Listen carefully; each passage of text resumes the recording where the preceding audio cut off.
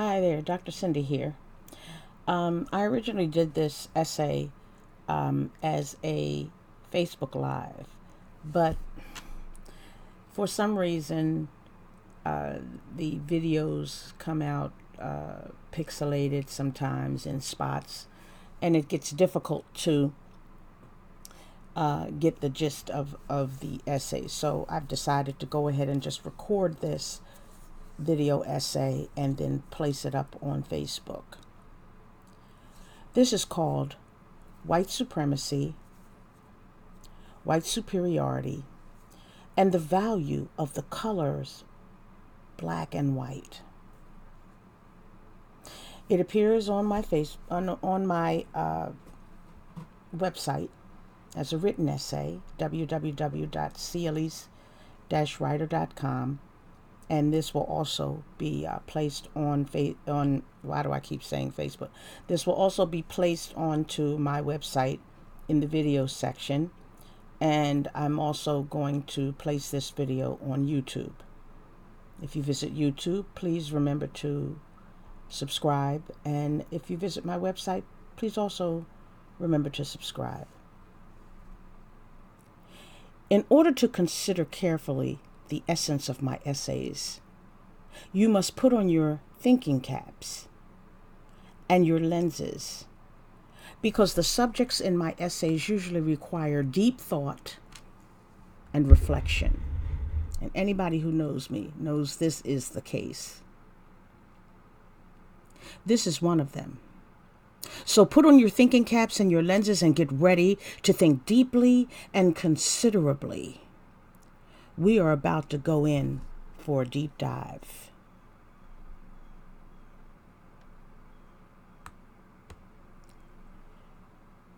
What is the value in the color of the word black or white? In the United States, for certain, color is a most valuable tool for identification, codification, differentiation, and definition of just about everything, including the skin of human beings. But the question of the value these words hold within the context of race, racism, racialized words, and white supremacy, or beyond its broadness of contexts outside of these subjects, has probably not been considered to a degree past the obviousness of color itself. Now, we know that most of the problems of color among Black people themselves are caused by generations of indoctrination and shame based on the ideology of what is known as colorism, or the comparison of value as a human based on the color of one's skin. This is a direct effect of living within a racist system of oppression and subjugation fostered by the ideology of white supremacy. Make no mistake. Black people have been trying to live gracefully within the association and stigma, the negativity and attachment of the word black, ever since it was assigned to the first group of Black people brought over on the slave ships and the corresponding white association of the wealthy colonist landowners who used it to separate and divide Black enslaved from white indentured servant and white poor. Of course, white supremacy demands the use of color as a descriptor, identifier, and separator of humans. It is how they structured the apportionment of economic life among people who identify as white and who accepted the attachment to and embraced the state of being white people long ago. It is how non-white people and descendants of the enslavement in particular are apportioned limited opportunity, or denied opportunity within the system of racism in all institutions, including the nation's economic structure. The fact that the color of the word black was attached to the skins of humans to identify them and differentiate them as deserving oppression is no coincidence. Even the root definition of the word Negro is Spanish for the color black, a term for dark-skinned people having been born out of Spain's historical hatred of the Moors and brought to the Americas to be twisted into the words nigger and nigra by white people not able to pronounce it correctly. There was a deeper damage caused by the attachment of the word black to the bodies of African people. Most people do not associate this deeper damage caused by definitions and connotations associated with the color black because those meanings have no associative attachment to skin, not consciously. Many do not consider the fact that negativity in the word stretches back much farther than its to the skins of a whole group of oppressed people. It stretches back much farther than the skins of a whole group of oppressed people. Therefore, they do not do the math, so to speak. They do not consider the value of the color of the word black in a racist nation like the U.S. or the world at large. When we think of white supremacy or white superiority today, we usually associate it with the skin-based ideology of power over anything black or non-white. This association, while true, is the easiest and most simplistic view of white supremacy. However, white supremacy has a more insidious set of contexts from which it gleans its power, other than through the use of the color of skin as a tool. And this was purposeful. All we have to do is think of the everyday aspects of what we consider normal and natural in American culture. Many people do not even get the fact that white supremacy goes well beyond any notions of skin-based superiority because it is so pervasive in everyday, normal thinking. Emphasis on normal thinking. Even the word normal is rooted in white supremacy without anyone even realizing it.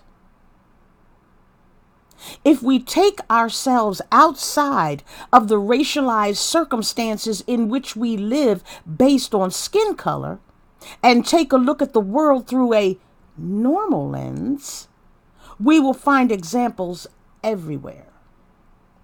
Let's begin by examining the meanings of black in terms of its context and connotations. Of course, we all know the definitions of the word black. We also know how history has painted its broad brush all over them, rendering its synonyms some of the worst expressions imaginable.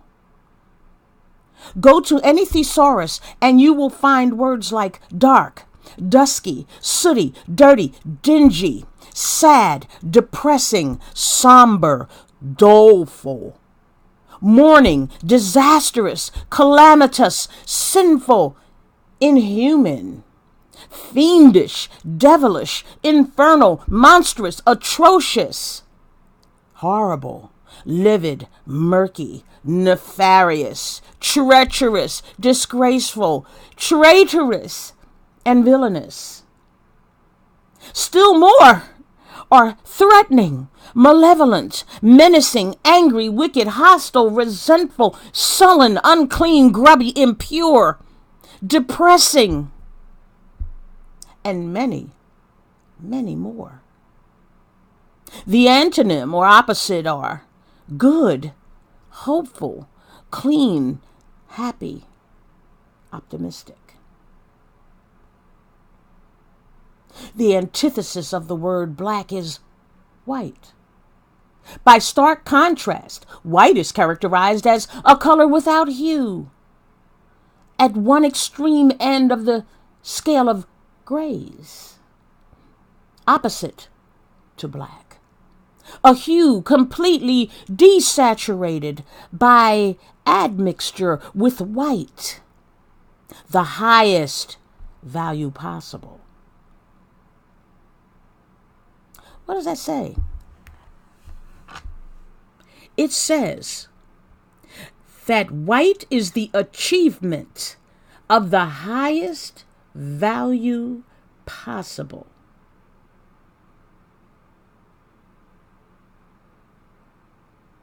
Its antonyms are oddly enough biased, cloudy, darkened, dimmed, flushed, gloomy, obscure, partial, prejudiced, and dirty.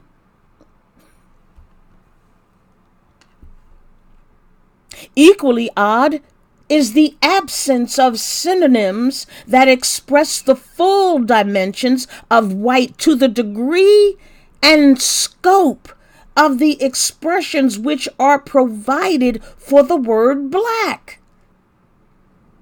And this is not by chance. All one needs to do is think. Think about the institutions upon which this nation was and continues to be founded in all areas of human activity, and the word white within all of those contexts. The institution of religion, for example, offers white to mean pure, light, chaste, virginal. It connotes power, heavenly bodies, goodness, cleanliness, and godliness. We've all heard the saying, pure as the driven snow, and white Christmas. These are but a couple of instances where white and its synonyms are baked into the crust of the American lexicon. There are so many more descriptive variations of black than white, such that many are steeped into the psyche of normality, so as to cast within them a natural, plausible deniability as to their association with white superiority from a skin-based perspective. For example, the popular term black sheep, so common that it is used by both white and black people today, is characterized as a member of a family or group who is regarded as a disgrace to them, as in the black sheep of the family. White people will often rationalize this metaphor for their most egregious family members, of which there is usually only one per family, and of course, for them, there is no racialized connotation or context associated with its use. Just as an aside, I've brought this up on many occasions on my Facebook posts, and I invariably get posts and comments by white people who will give me the historical lineage of this saying, of this phrase, of this thing, black sheep.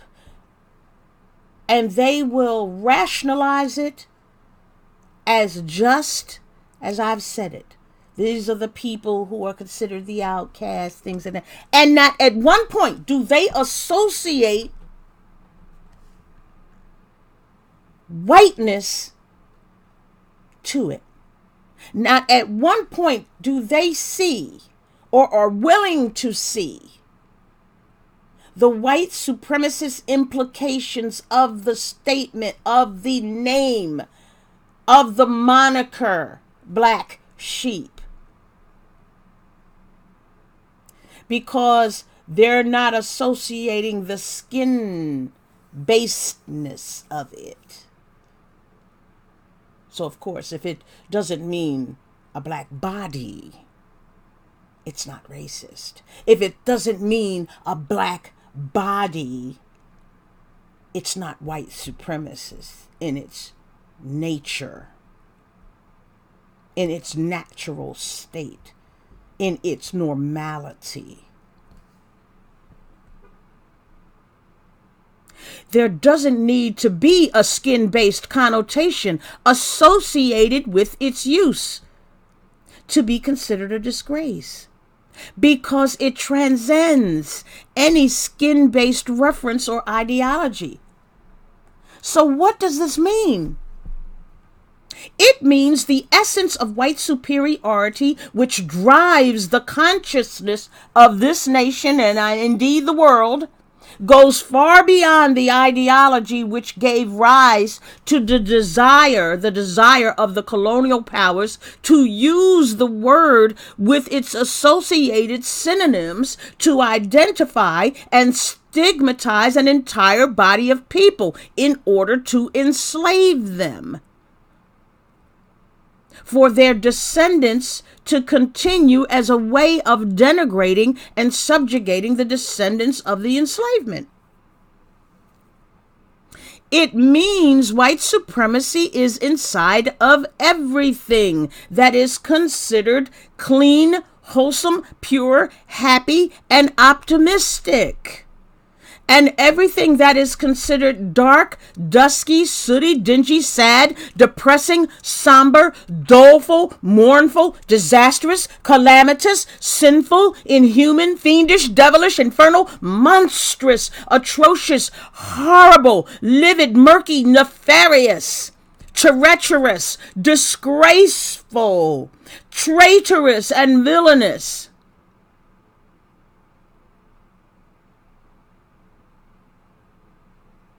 is black.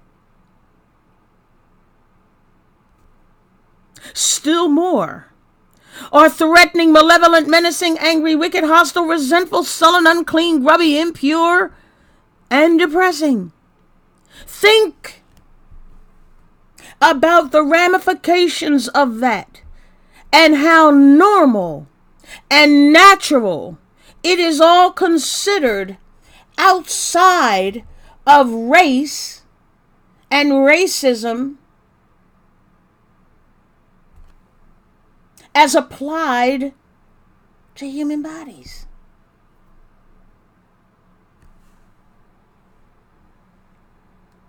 Imagine this attachment of black with all its negativity outside of what would be known as race and racial differences.